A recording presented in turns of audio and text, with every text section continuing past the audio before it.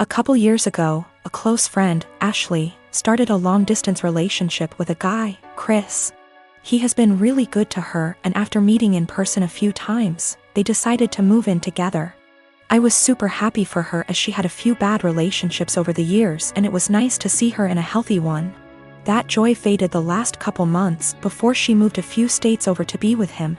The issue isn't her moving, but that she repeatedly joked about having a baby from Chris. At first, I accepted it as jokes, but over time I realized Ashley was serious.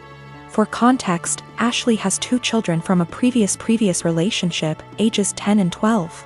Chris absolutely doesn't want kids. He told her this at the start, and any time she hinted possibly wanting more, he shot it down, saying it was a deal breaker. Now, Chris is more than willing to accept her children as her own, because he loves her, and after meeting her kids, them as well. He's accepted that they are a package deal with her, and since they are at an age where they are semi-independent, it's not an issue for him. To me, Chris is a real bro for taking on her kids without issue. Hearing Ashley say she wants a baby out of him, one way or another, bothered me to no end. It's hard enough to find a partner that treats you well and accepts children that aren't their own. To find one that does and then talk about plotting to force a baby seems gross and manipulative. Before her move, I had sat down with Ashley, trying to talk sense into her. At first she resisted, but finally it seemed she understood how shitty it would be. After I felt like she had understood, I put the issue behind me and helped support her through the hassle of moving. A few days after she left, I got a call from a mutual friend who delves into the Wiccan / metaphysical realm. She was distraught and confessed to me that shortly before Ashley's move, Ashley had come to her asking for a fertility spell. This friend didn't feel comfortable about it and refused. When pushed, she said she cast a spell for a healthy and honest relationship, but told Ashley it was for fertility. As you can imagine, I was livid. I messaged Ashley, confronting her about what I learned, and she laughed it off as she was desperate, but magic is fake anyway. So what's the harm?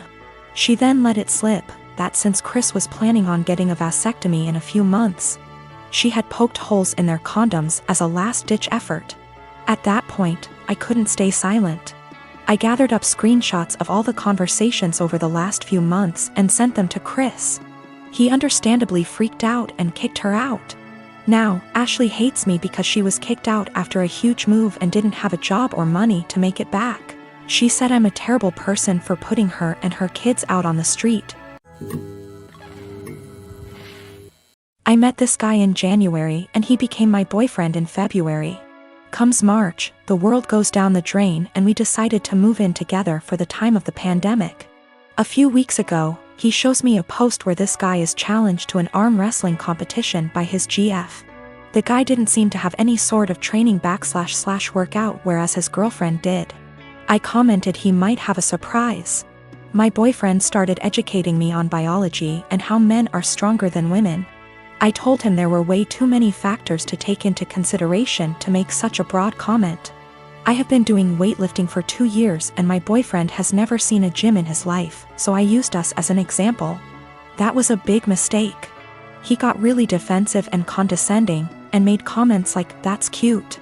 I just let it go. Fast forward to yesterday. He's playing some game with his friend, online, and I can clearly hear him talk about me. Well, curiosity killed the cat. At first it's all pretty and my ego is bursting, but then he says I'm delusional because I think I'm stronger than him. Pause. Seriously? I know I'm weak, but not weaker than a girl. So later, I decide to call him on his BS. I asked him if he wanted to come work out with me the next day, this morning, so he can show me how strong he is.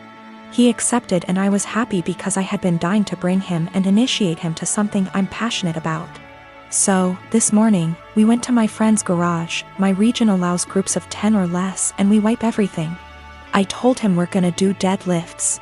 It's my favorite exercise and I was already planning to test my personal best, so it was perfect. My friend was there cause he corrects my form and it's been our Sunday ritual since COVID-19. We started light and slowly worked our way up, doing the same number of reps as the other.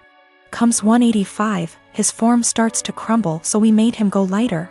But 185 really isn't that much for me, so I kept stacking the plates. He looked very supportive and impressed the whole time. I ended up beating my personal best at 265. I was ecstatic and so were they. When we got in the car, he was very silent.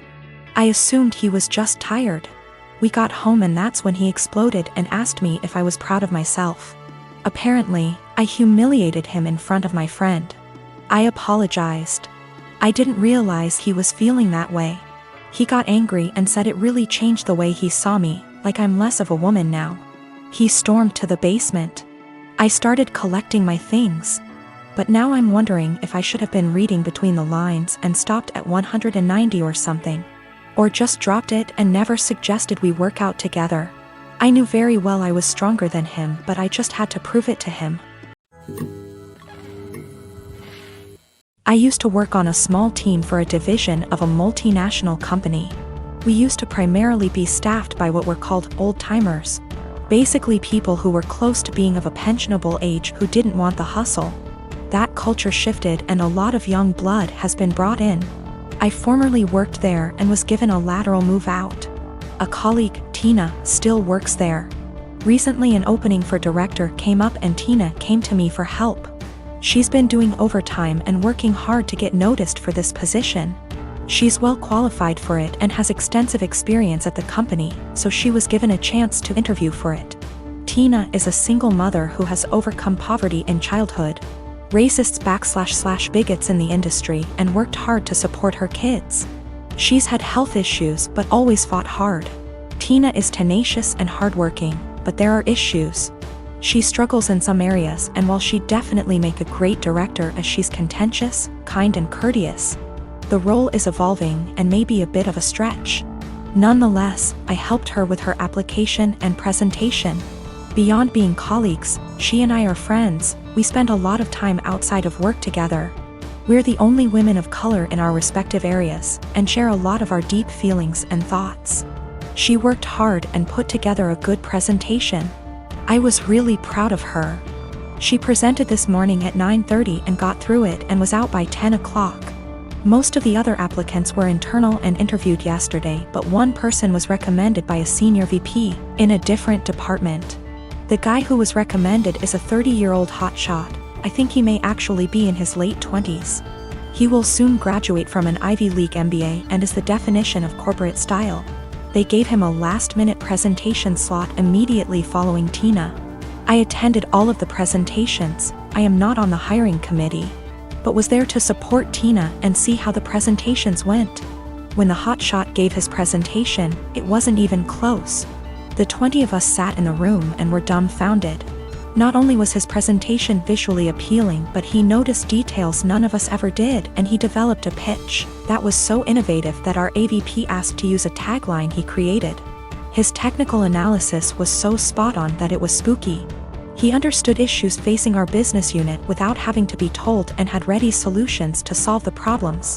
Questions they asked him were more about how he'll do things when he takes over the role. It was made very clear to him that this was his job, and they even provided an unofficial tentative start date. It is very clear that he understands the industry and his past experiences, such as professional work experience as well as winning top case competitions and academic awards, prepared him very well. The presentations were in totally different leagues. After he finished, he made a self-deprecating joke and took questions. He thanked us and left. We all sat there for a minute chatting when the AVP very loudly told the HR director to offer significantly above the salary and hammer out a start date immediately and get a contract signed. The VP who recommended him knew him from the MBA program, as the VP is a case coach there. He said he'd be his reference, and they are skipping all the formalities and going right to the offer. Tina has no idea. She was so happy with her performance and she's sure she nailed it.